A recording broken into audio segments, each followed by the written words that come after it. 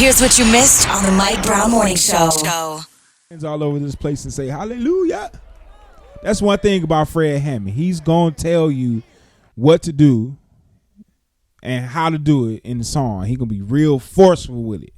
He'll lift your hands, shout hallelujah. Like that's what he do in songs. Like he fuss, like he's a fusser, like leader in the songs, like in corporate worship, corporate situations. He's the fusser.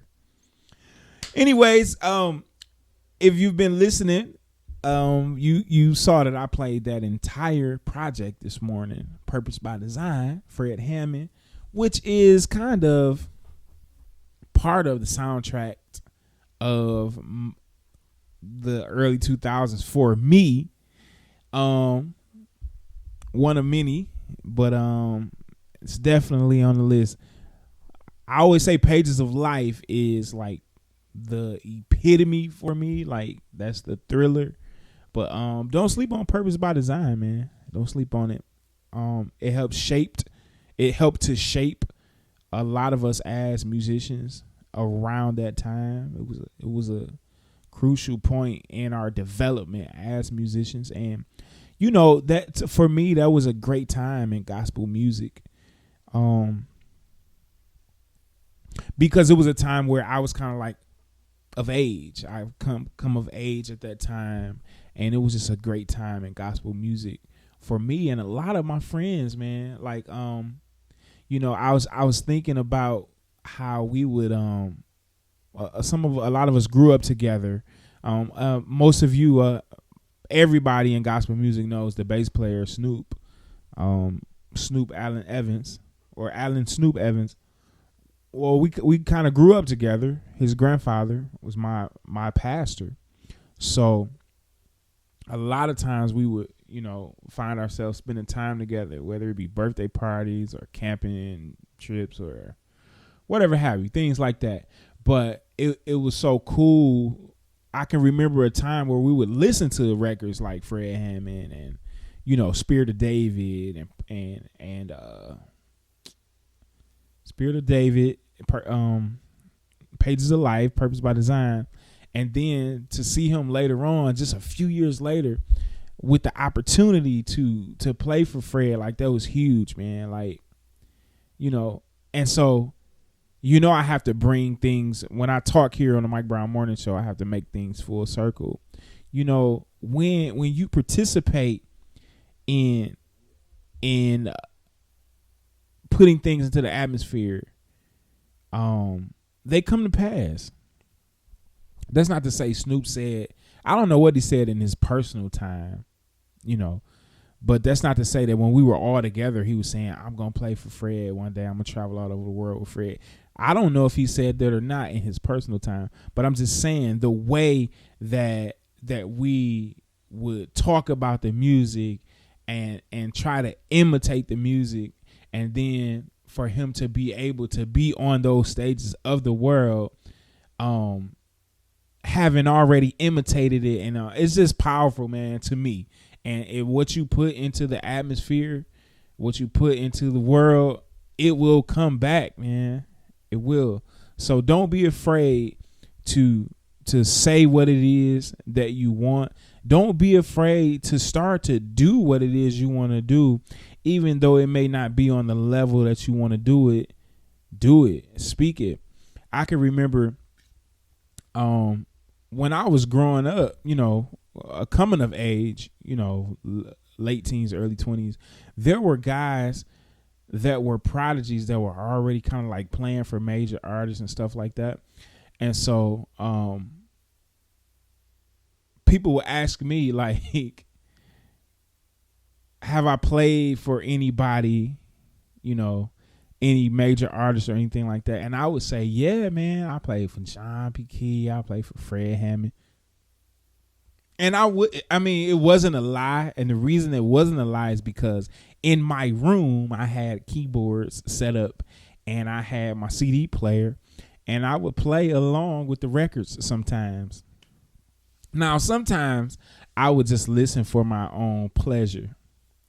And sometimes I would get caught up in that room listening to gospel music. So yeah, it's the Mike Brown Morning Show. Good morning. I hope you had an opportunity to spend some time with the Lord this morning. Throughout the course of the day, spend time with Him. But I hope that you were able to tell Him thank you for waking us up this morning and keeping us in our right mind and giving us the activity and the use of our limbs. We don't take it for granted, and we should always maintain a posture of thanks. Now, we're going to talk a little bit today. A few things we're going to talk about. But to start things off this morning, I want to play this clip that I found very, very interesting. And y'all know how I always talk about how CNN is like, they may as well be Democrats and Fox may as well be Republican, but they so far apart, and it seems like they just have their own agenda, and sometimes because they have their own agenda that they just don't tell the news, and we just be wanting to hear the news, right? So I can remember about a month ago, maybe a little longer, I told you all that I watched in MSNBC, and it was refreshing because it wasn't like nobody was trying to fight for their agenda to be heard. They were just telling the news, and that was refreshing. So I have a clip from MSNBC, and I want y'all to hear it, and then we're gonna come back and talk about it. All right, here it is. His inner circle completely shrinking. New reports of Donald Trump isolated in his final days. The Post describes his inner circle completely shrinking. He lashes out at those who remain. He's basically, according to the Post, just watching TV, which means, of course, he's also abdicating his job duties, whether it comes to the national crisis of COVID or meaningful follow-up to the insurrection at the Capitol. Remember, he still has, as president, an oath, a sworn oath to protect the nation. He's also lashing out at everyone from Rudy Giuliani, who, of course, was loyal to the end, but he's now instructing his own aides to ensure Giuliani is stiffed and not paid for legal services. He's also angry with his press secretary, as well as Laura Ingraham. He doesn't think they're supporting him enough. Business partners are fleeing. Tech titans have been shutting him down, while Senator McConnell is openly discussing the possibility of purging Donald Trump from the Republican Party with that pivotal Senate vote we were just discussing. We turn now to a friend of the beat, the Art of the Deal co-author, Tony Schwartz. Good to have you tonight, Tony. Good to be here, Art. What do you see in this stage of the dwindling Trump presidency? Well, it was always a race for Trump between whether he would destroy us or destroy himself first. And I truly didn't know the outcome of that race. We seem to have finally gotten an answer. He's going to destroy himself first. Although my older daughter did remind me that Hitler failed in his own coup in 1922 in the beer hall push in Munich, and he was able to rise again. So I'm not comfortable ruling out, counting out Trump completely.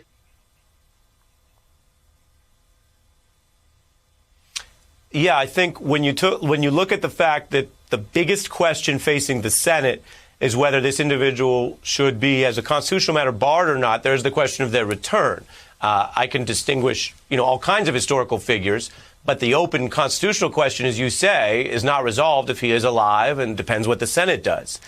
Briefly, can you tell us, from your knowledge of him, how he operates at a moment like this when he is clearly at his lowest isolated place? I'll mention one news item that would just cross the wires. He and Steve Bannon had one of the most volcanic falling outs ever.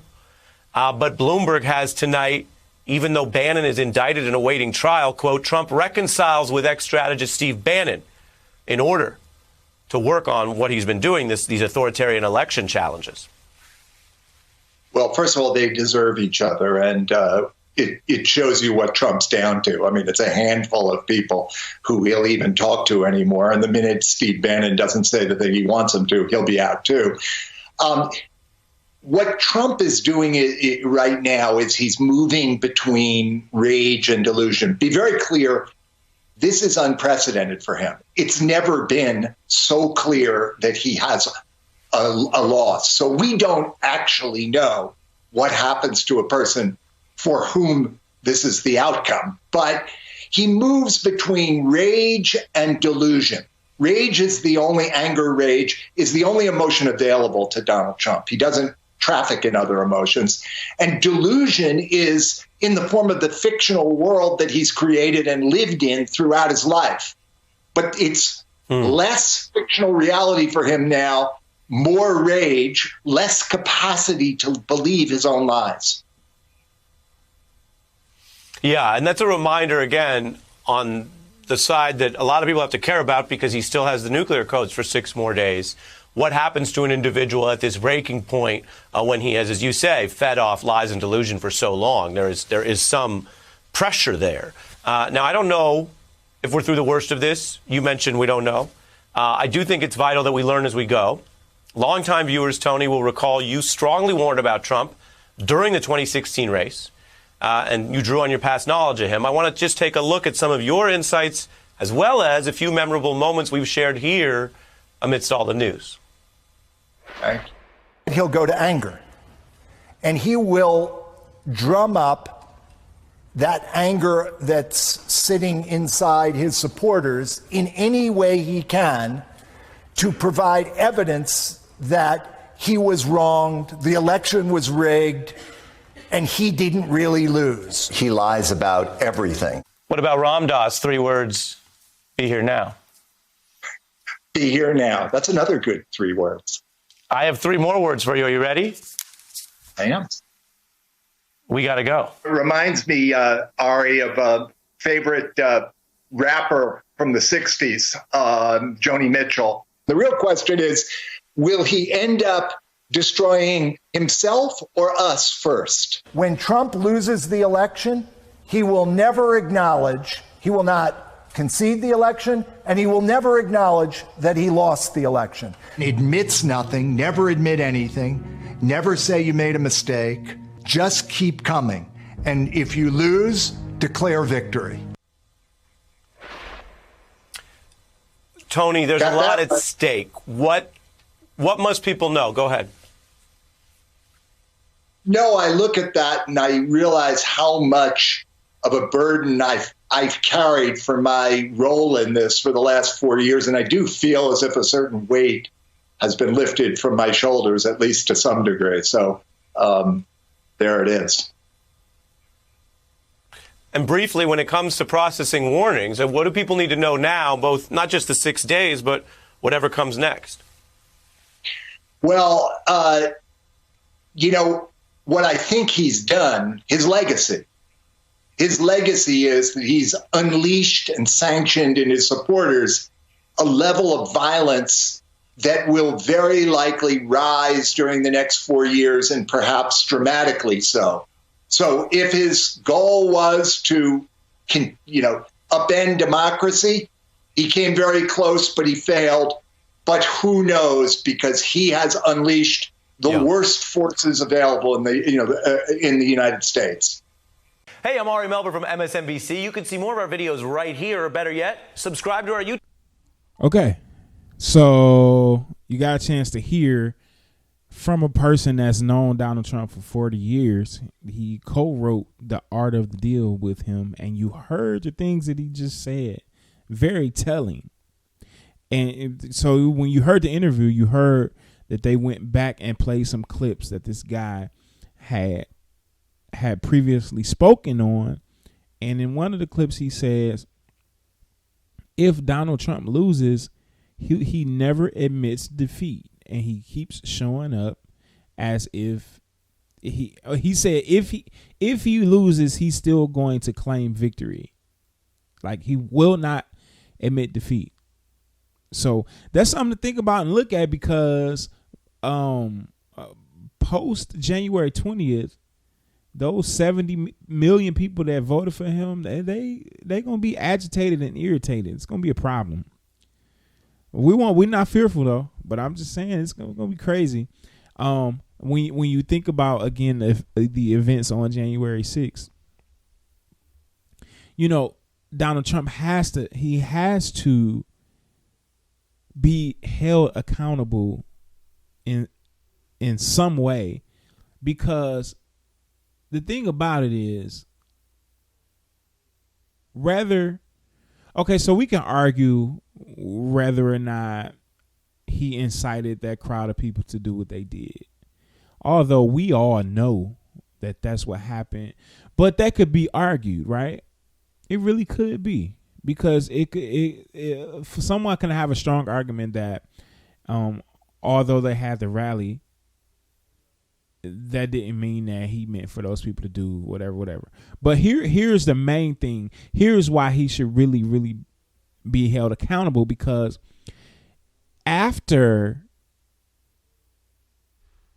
Election Day, and we saw how those numbers came in, and then after the Electoral College cast their votes in December, there should not have been a rally in Washington, D.C., especially out of all days, the day that they certified the vote in the joint, in Congress and Senate. What do they call that? Joint something. So that shouldn't even happen. Now, if that did happen, it should have been something that he had nothing to do with at all. But he was at the forefront of it. How do you have the president of the United States speaking at a rally that's supporting everything anti-American? How does that happen? And so, if for no other reason, the fact that the rally even happened and he knew that it would happen, he should be held accountable. Period. All right, moving on. When we come back, there's an interview with Jacob Blake I want to kind of get into. We may be able to find a clip of it, or some clips of it. But here's a question I want to ask on the way out here. How did Michael Strahan become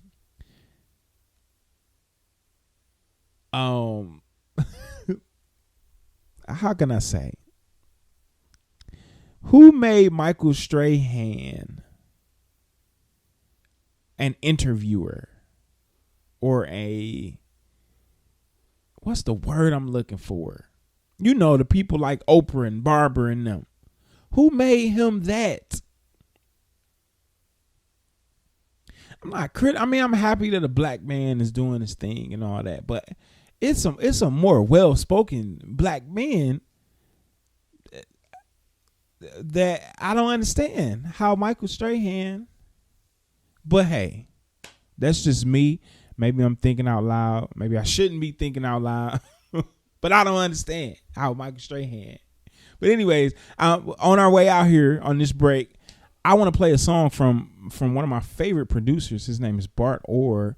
And I was intending on playing another song called Have Your Way. But here's a song that I've never heard. It's called It Won't Work. And it's featuring Daryl Walls and Mike Dixon. So we're going to hear it together for the first time. One of my favorite producers, Bart Orr. And it's featuring Daryl Walls and Mike Dixon. I'll be back. Don't go anywhere. You know what it is. What is it? It's the Mike Brown Morning Show. And where's it heard? Right here on the Urban Uplift. We'll be back. Wake up. Right here. The Mike Brown Morning Show. Wake up, baby, won't you wake up? Hit it in the morning. Heard weekdays 7 to 10 a.m. Eastern Time. Right here on the Urban Uplift.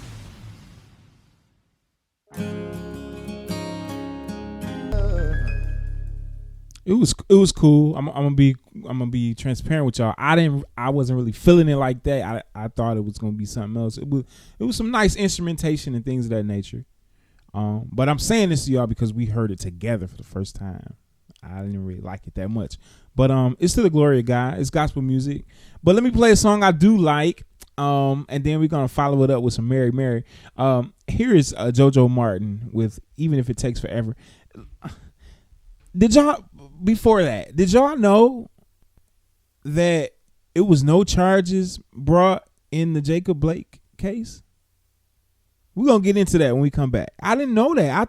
I just knew somebody was gonna get in trouble. But this is the America that we live in, and for some reason, I think we forgot. I don't know why. But the other reason is this album came out in 2002.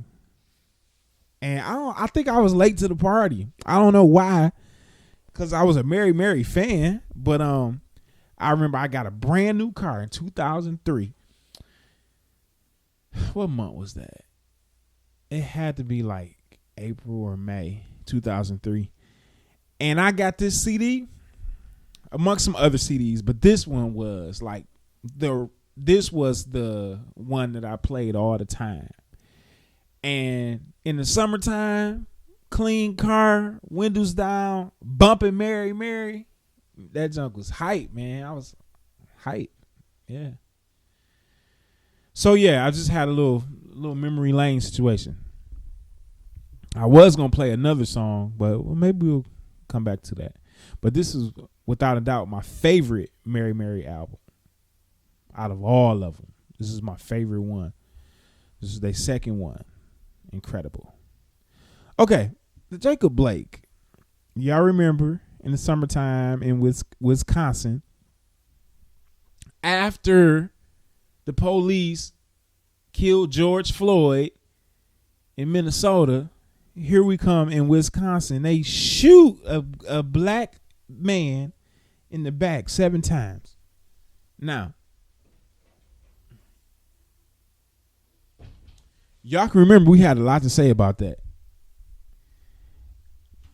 Under no circumstances should he have been shot, especially 7 times. But now remember, we did say, Jacob, why are you walking around in the car, son? When you know their agenda is to kill you, black man. So again, there is no excuse for their behavior.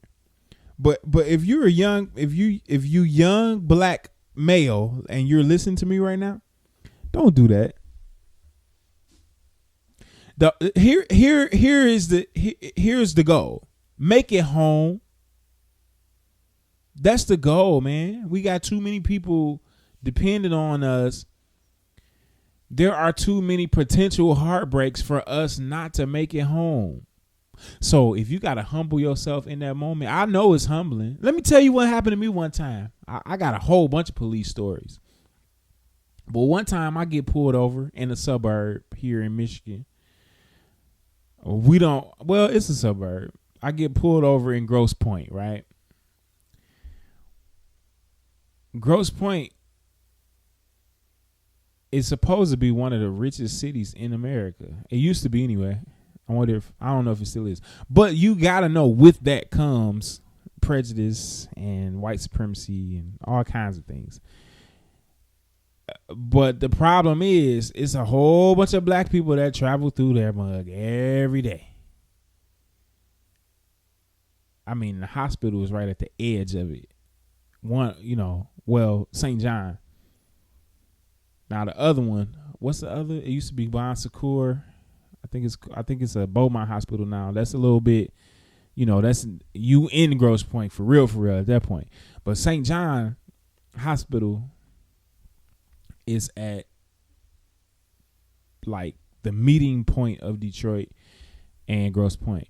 The point of the matter is a whole bunch of black people roll through there every day. So that keep the police busy, right? And one of the main strips in Grosse Pointe is Mack Avenue.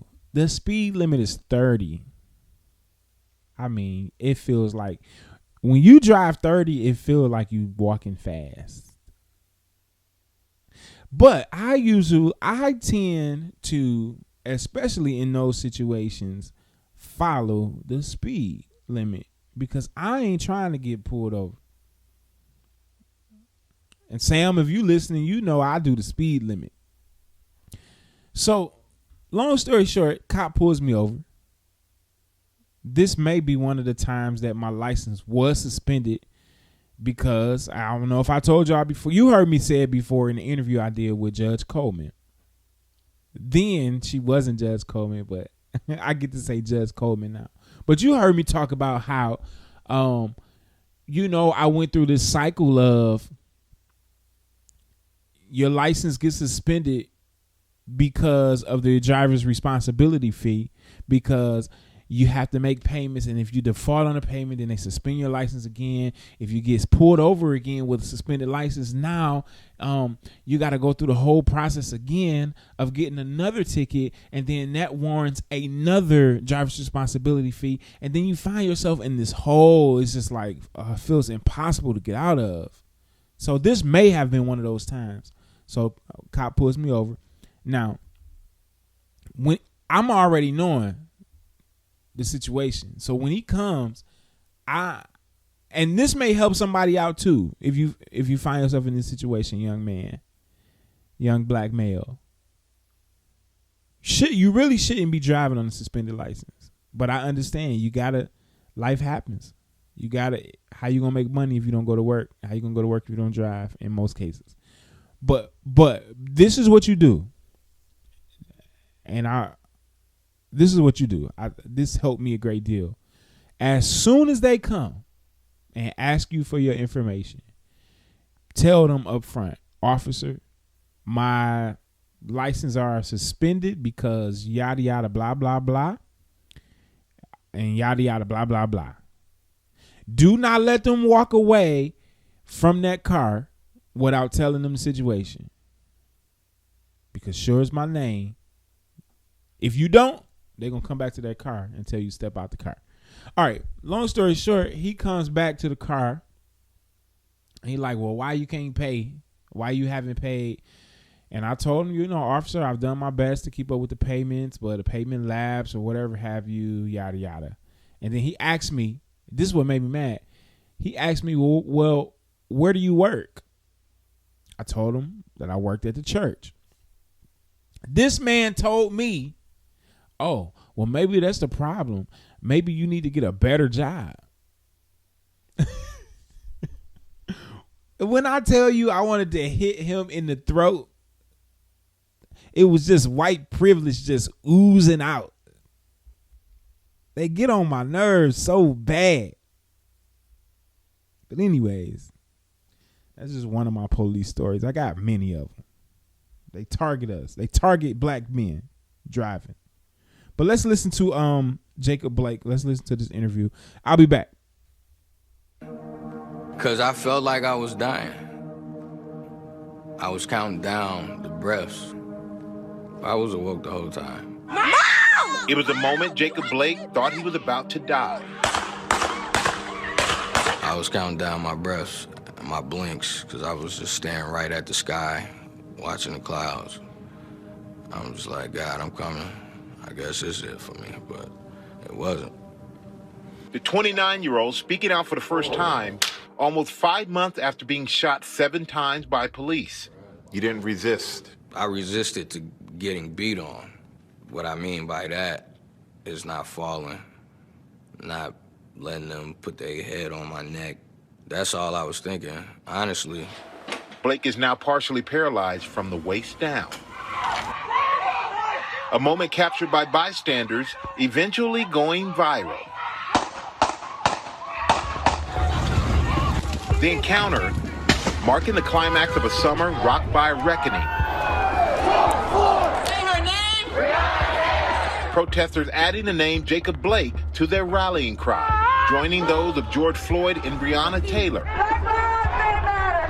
with call for action echoing across America, from celebrities to athletes. We are scared as black people. Activists demanding justice for the ever-growing list of black victims shot by police. I didn't want to be the next George Floyd. I didn't want to die. In the moments before, on a hot summer day in Kenosha, Wisconsin, Blake had been celebrating his son Israel's birthday at the home of his son's mother, LaQuisha Booker. He turned 8 years old that day. I'm cooking, just chilling, neighbors out, and ended up being an argument between my woman and the neighbor. I wanted to leave. Booker didn't want him to leave with her rental car and called the police. Today is his son's birthday, so I allowed him to spend a couple hours with him, but he's not giving me the keys to this rental, and that's all I'm asking for. 3 officers responded to what they thought was, quote, family trouble. Among them, 7-year veteran Officer Rustin Shesky. Complainant says Jacob Blake isn't supposed to be there, and he took the complainant's keys and is refusing to give them back. She decided that she didn't want me to take her car, the rental car. And I'm explaining to her, my truck is in the shop. So I decided not to give her the keys. It was in her name. On the way to the scene, officers are told there's a warrant for Blake on domestic violence offenses and sexual assault. We have an alert at this address for 99 for that subject. What are you doing when they show up? At that time, I'm walking out. I hadn't done anything, so I didn't feel like they were there for me. Records show that Officer Shesky recalls telling Blake, quote, let's talk about this, as Blake places one of the kids in the car. He then tells Blake he has a warrant and tries to arrest him. They didn't say why they were there? They didn't say anything to me. Did they tell you that they had a warrant for your arrest? No, I thought that it had been over with. Police deploy a stun gun multiple times. Blake pulls the prongs out of his skin. Officer Shesky and Blake end up in a physical altercation on the ground. We see you walk away from the officers after they try to grab you. At that point, I'm rattled. I realized I had dropped my knife. I had a little pocket knife. So I picked it up after I got off of him because they tased me and I fell on top of him. Kids was in there, probably face on the window. I'm about to get in here and check on my kids. In the video, you hear them saying, drop the knife. I think a couple people were saying that, but I didn't hear none of that. Blake turns away from the officers and walks around the front of the vehicle towards the driver's side door. What are you thinking at that point? I had picked my knife up. I'm not really worried. I'm walking away from them, so it's not like they're gonna shoot me. I shouldn't have picked it up. At that time, I wasn't thinking clearly. You said that we can just look at the video. The video tells everything. There are going to be a lot of people who look at the video and say, in the video, you're walking away from the police. So why didn't he just stop and do what the police are asking him to do? I couldn't hear that. All I heard was screaming. My ears was ringing, so it was all muffled. If the police were fighting me, if they were tasing me, I would stop walking away from them, and they would have my attention. And when they tased me, I had my hands up. So. Officer Shesky's attorney insists, quote, the officers were compelled to use force once Blake began actively resisting their verbal commands, adding that the claim the officers didn't say anything to him during the altercation is, quote, preposterous. As Blake opens the door of the car, Officer Shesky claims Blake drove the knife toward his body. Blake denies this. Officer Shesky then grabs Blake by the back of his shirt and shoots him 7 times. Put my hands up because I didn't want him to shoot me in my face or in my head or nothing. So at that time, I put my arms up, and he just kept shooting. What's going through your mind? My babies are right here, my babies. So after he stopped shooting me, I said, Daddy, love you, no matter what. It was the last thing I said to them at that point. I thought it was going to be the last.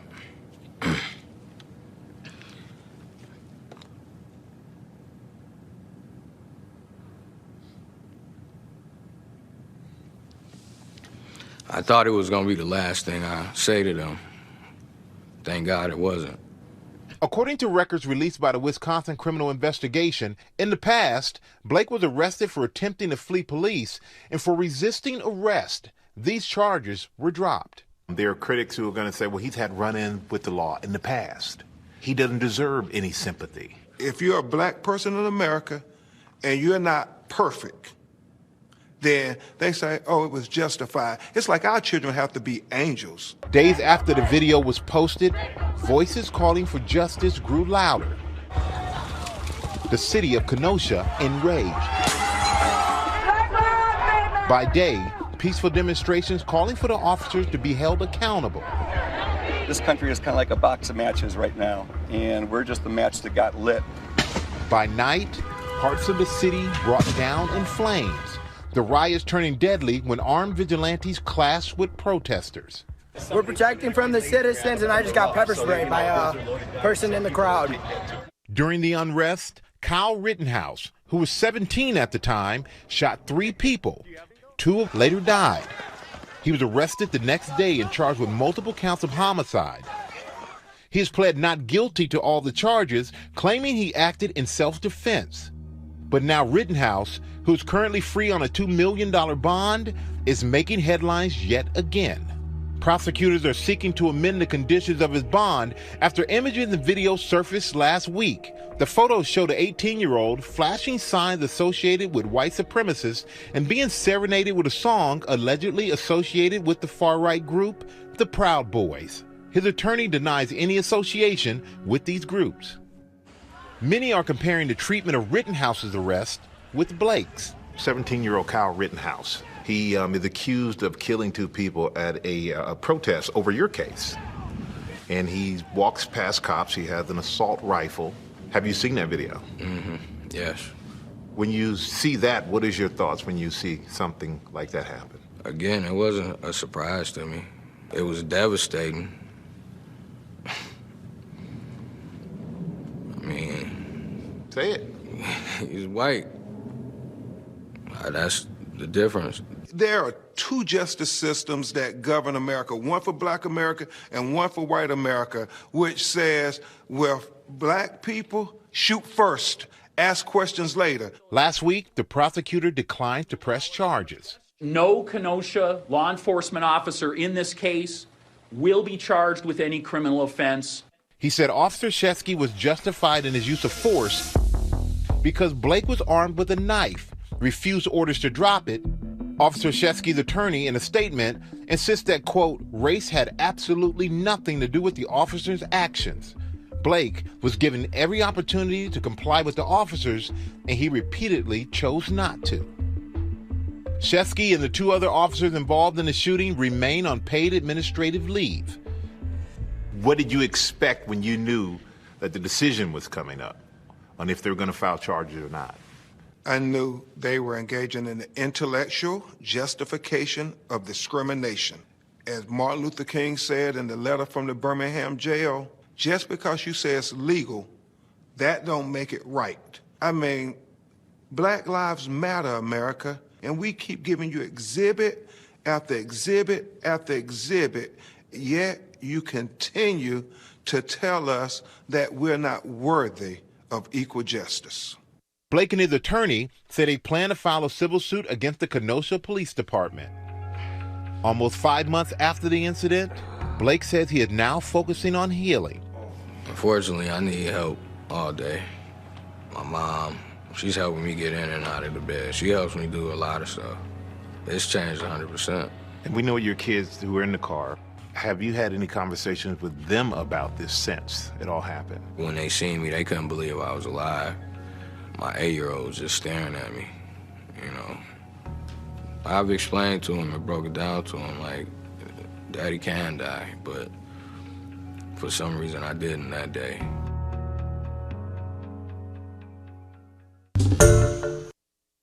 All right, it's a lot of layers here to this story.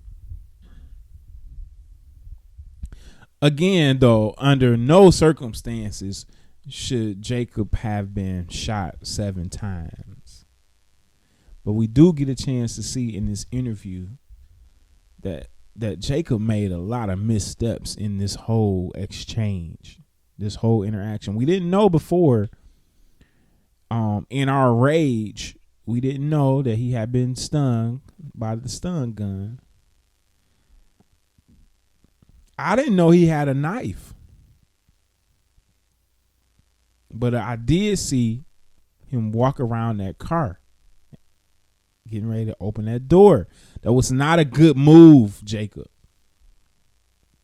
However, officer, the man if you can grab his shirt you can take him down.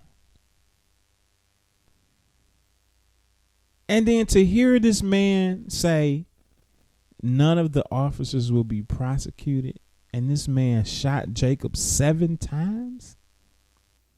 He shot him 7 times. 7. 1 would have did the job. None would have did the job because you had his shirt. You could have pulled him down. So for that reason alone, that should be enough for somebody to be charged. But Jacob, this is why, Jacob, we can't give them any room. Unfortunately, we have to do everything right. If we want to make it home alive or not shot, we just got to do everything. We got to cross our T's and dot our I's, unlike anybody else. I remember one time I was riding down the highway and I see officers. It looked as if they had this car pulled over. And it was a white man standing outside the car, straight up talking to the police. And I'm like,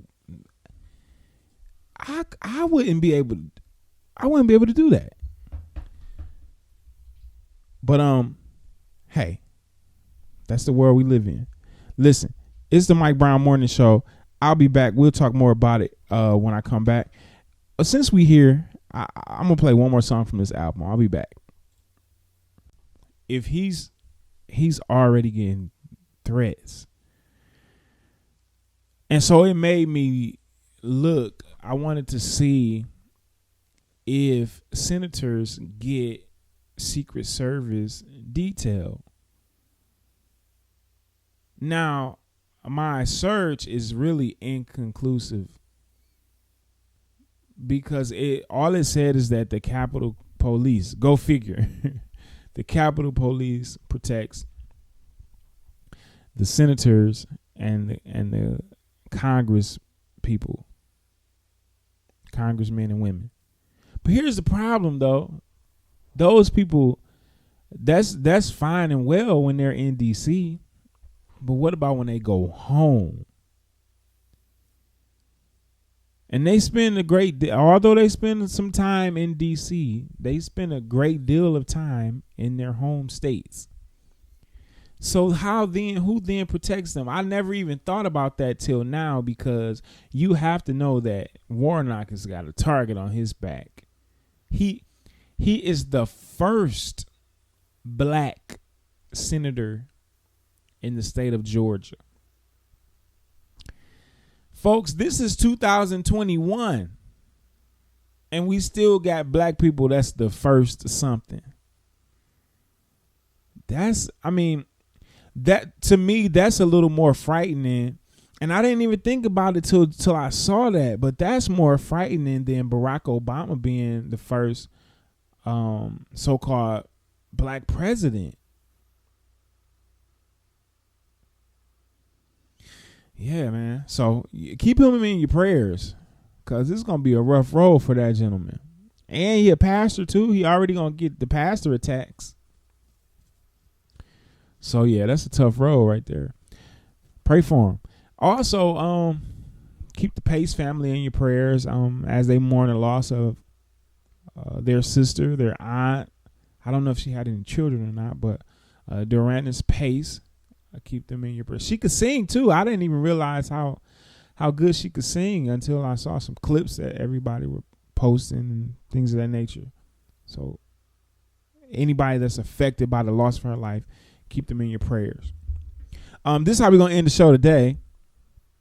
So many people get caught in the trap of living paycheck to paycheck. And we're just going to share a few things with you that I found in Finance Buzz that can kind of help you get out of that cycle of living paycheck to paycheck. I know how that feels, and it just don't feel good. So I always say that success leaves clues, and that just simply means if someone was successful at something, there's going to be something that they can leave behind for you that'll help you get to the next stage. So let's read a little bit here. Living paycheck to paycheck can mean sleepless nights spent wondering how you will cover your bills if something unexpected happens. Even if you're an expert at timing your bill payments so nothing bounces, it's still super stressful. Ready to break the cycle of living paycheck to paycheck and finally sleep soundly again? We've got some simple moves you can make today to start earning and saving more. Okay, before I get into it, let me just say this. I don't think black people have a problem sleeping or get stressed because they can't pay their bills. Maybe it's some that do, but I don't know those ones.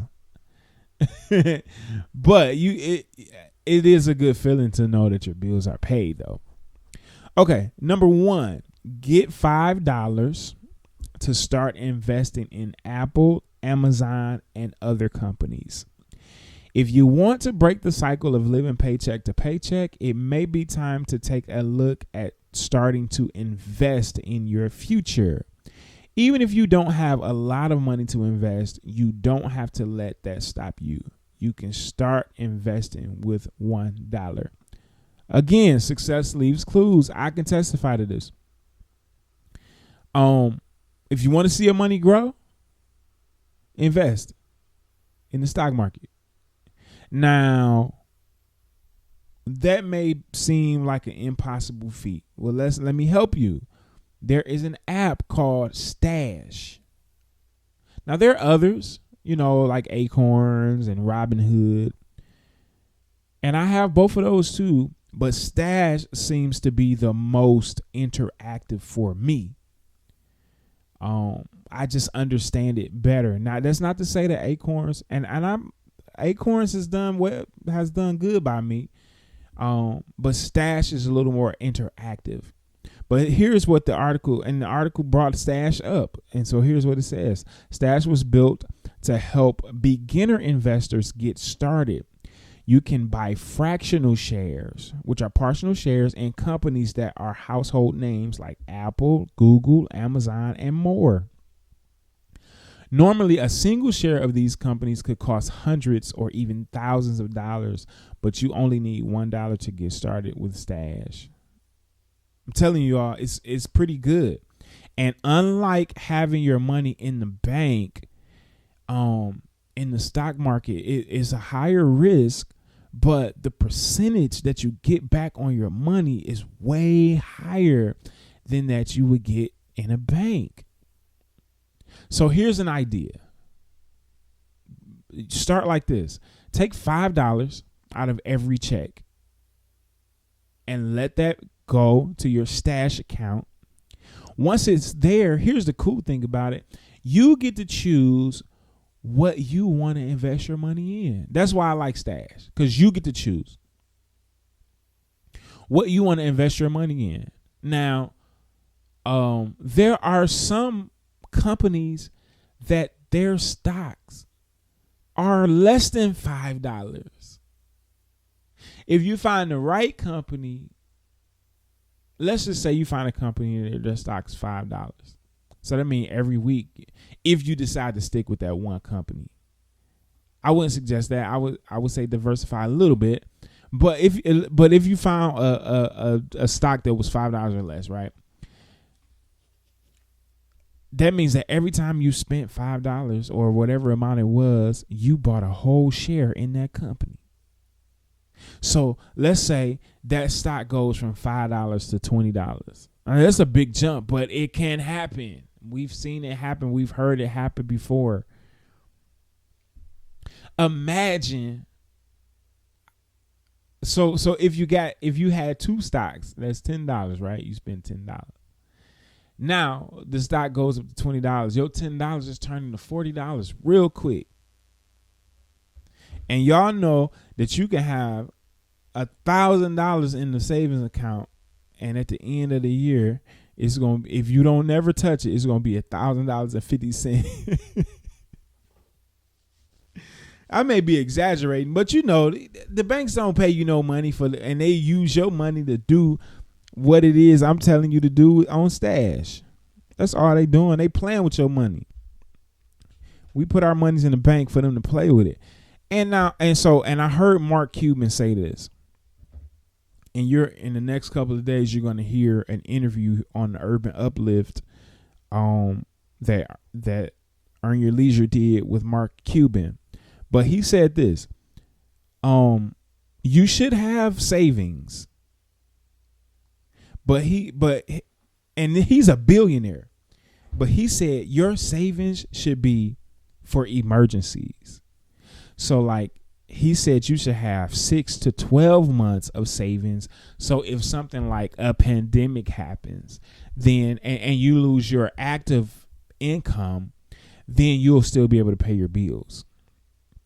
But he said after that's done, you should definitely be investing your money. Because if you let your money just sit in a bank account, it's not going to perform. It's just not. And you'll find yourself living paycheck to paycheck. Okay. Let me read another one.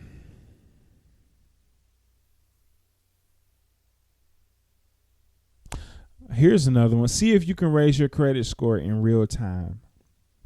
Your credit score affects whether you can get approved for a loan, a credit card, or even a new job.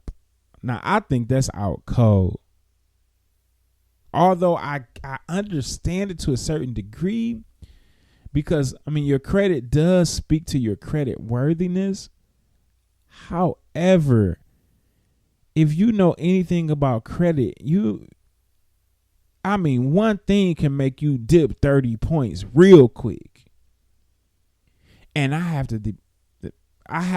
has to determine whether or not I get a job or not. That's pretty tough. That's pretty rough. Okay. But let me keep reading. Usually it can take weeks or months to improve your credit score, but there's an innovative new service that can help you raise your FICO score instantly. It is, and it does work. I've tried it. Success leaves clues. I've done it. It was successful. You should do it too. Now, however, what they don't tell you though. Okay, so it's through Experian. It's through Experian Boost, right? So you'd have to download the Experian app. But here's the part they don't tell you. There's a monthly fee. So it's worth it. But that's just full disclosure. It's a monthly fee. So let me read how it works. Experian Boost can help you get credit for making on-time payments for your phone and utility bills. The process takes just minutes, and if qualifying payments are identified, you can include the positive information in your credit file. Don't worry, if you have any negative marks, those won't count against you.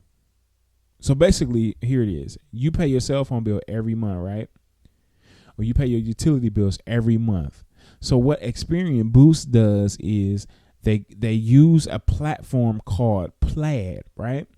And what Plaid does is basically takes a very shallow or surface look at your bank account, right? And it confirms that you've paid those bills month after month. Well, once it confirms that information, it immediately raises your credit score. Sometimes it's by 10 points, sometimes 15. I don't know what the highest it'll raise it, but that's a quick way to raise your score. Now, but here's the thing about it. Like I told you, it comes with the fee. And I suppose you can cancel it after you boost your credit score. But, you know, I think it's worth investing in credit monitoring anyway. So if you keep the Experience Boost app or Experian app, I believe it's $29 a month, maybe. But it keeps you abreast of what's going on with your score. It's more accurate than Credit Karma. And since we're here talking about credit, I don't know how we got here for real, but well, yes, I do, because I read that part. But Credit Karma is good. It's free.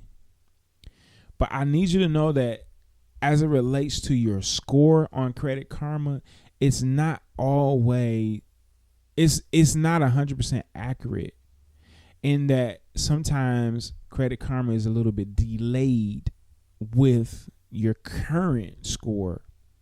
Now, the other features on Credit Karma are great, like seeing being able to look at your other accounts and look at your payment histories. They're pretty accurate on that. But in terms of your score, like being sometimes your score could be a little bit delayed, right? So if you've done some things that raise your score, Credit Karma, they're going to be the last ones to the party to put your most up-to-date score.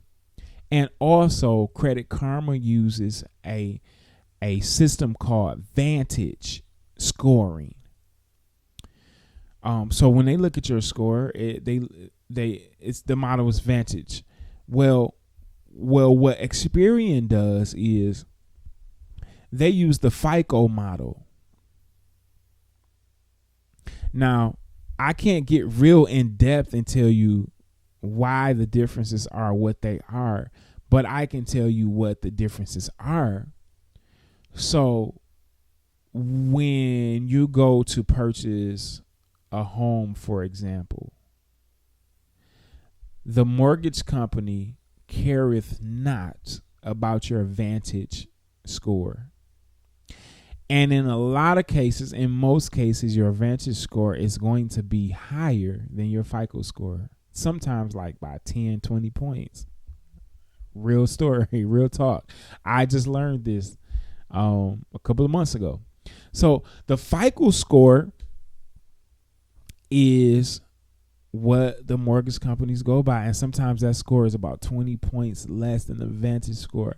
So sometimes if you're looking at Credit Karma and you at a 700 on Credit Karma, you're probably really at about a 680. Yeah. So I mean, hey, it's free. Credit Karma is free. It's good. Like I said, it's good to monitor. If you're going to use credit, be great at using credit. I know that we have the people on here that don't believe in credit. If you're not going to use credit, then don't use it. But if you are going to use it, don't play around with it. Be serious about it and understand what you're doing so that you won't be caught in a credit trap, because we don't want that. Our purpose for using credit, and if this is not being your purpose moving forward, here's our purpose for using credit. It is other people's money. Yeah, it's other people's money. It's the bank's money, and they give us access to this money. And the beautiful thing about it is we can leverage the bank's money. I heard somebody say it like this.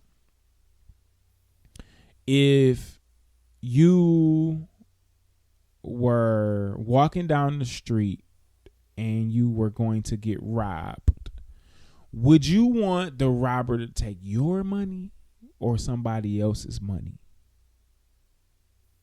Of course, you'll say somebody else's money, right? So this is what he was saying. And this is a credit hack. If you use credit and you're listening to me right now, I'm giving you a hack. Basically, you got to be responsible with this, though. Only take heed to this if you're responsible, ladies and gentlemen. Use your credit card for all your purchases. Yep, I know that's scary. I know it's unorthodox to a lot of people.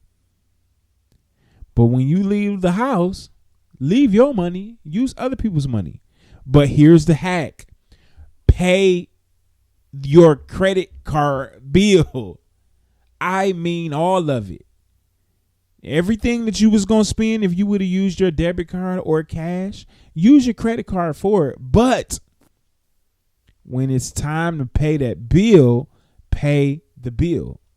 You should have the money because the money should be sitting somewhere waiting for you to pay it back. And here's the thing. You were going to buy those items anyway, right? You was going to spend that money anyway, right? So use the bank's money. And then when it's time to pay the bill with your money. That way your money stays safe. And the bank sees the relationship that you're building with them, which makes you more credit worthy. And even if you're not a fan of credit, credit can be your ally at times. It gets you lower interest rates. And if you leverage your credit properly, it can help you. It can be a tool to not live paycheck to paycheck. All right, that's what we started that segment with, not living paycheck to paycheck. So the two clues we'll leave is, again, success leaves clues. Invest in the stock market, even if you have to start with fractional shares. I did it. It's worked great for me. I've been able to save more in the stock market with the gains than I've have in traditional bank accounts, period. Credit, it does work. When you use your credit card and pay the bill and make sure you always stay below 30%, really you want to be below 10%. That's the real goal. Those things work. All right. We're gonna keep dropping this knowledge here on the Mike Brown Morning Show. The more we get, the more we're gonna share. I want you to have a super fantastic rest of your day, super fantastic rest of your weekend. Don't stop no matter what. Don't give up. Live your dreams. Do your dreams. Just don't stop. It don't matter what nobody say. If it's in it if it's in you to do, that's what I'm trying to say. If it's in you to do it, then you do it. No matter what. I'll see you here on Monday. Have a wonderful weekend. Peace. Wake up. Right here. The Mike Brown Morning Show. Wake up, baby, won't you wake up? Hit it in the morning. Heard weekdays 7 to 10 a.m. Eastern Time. Right here on the Urban Uplift.